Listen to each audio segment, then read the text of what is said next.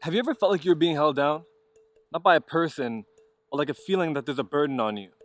Like you're not able to quite be yourself. See, I've been feeling it too, and it's starting to concern me.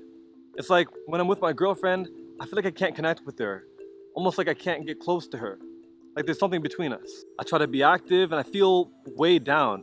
I can't think, my balance is thrown off. Even at work, I can't focus on my job. It's like there's always something between me and what I'm trying to do. See, I got tired of feeling this way. So I did some research. And I found that I was being held down and buried by what they call uh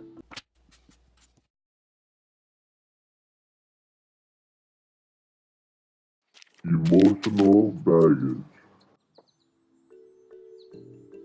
yeah, emotional baggage. Yeah.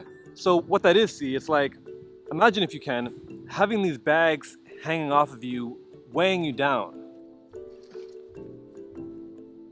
Except the weight's on your mind. Inside of these battered old bags is a mix of negative, unprocessed, unresolved emotions that we haven't quite come to terms with yet. And as that baggage piles up, we continue to drag it with us as it weighs us down, and it begins to dictate our experience in our present reality. Before we know it, it begins to spread like a virus, putting this dark and pessimistic filter over what otherwise would be a pretty good life that we live. And sometimes that baggage is us projecting our worries about the future here into the present, and find ourselves carrying baggage from an experience that has not and may not ever actually exist. It's kind of crazy, right? See, there's a Chinese proverb that states if you're depressed, you're living in the past. If you're anxious, you're living in the future. And if you're at peace, you're living in the present. Now, look, we can't ignore or get rid of our past. It shapes and determines who we are today. But we can come to terms with it so it doesn't cloud our present. I found that a major key to dealing with emotional baggage is distinguishing between what happened in our past and the story we tell ourselves about what happened in the past. If that person broke up with you, the story you may tell yourself is that you weren't a good person. What actually happened is they just ended the relationship.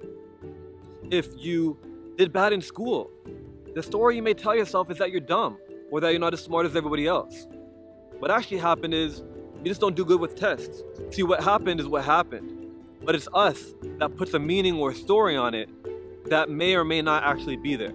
To move forward in life, we're going to have to release these burning thoughts and let that emotional baggage burn.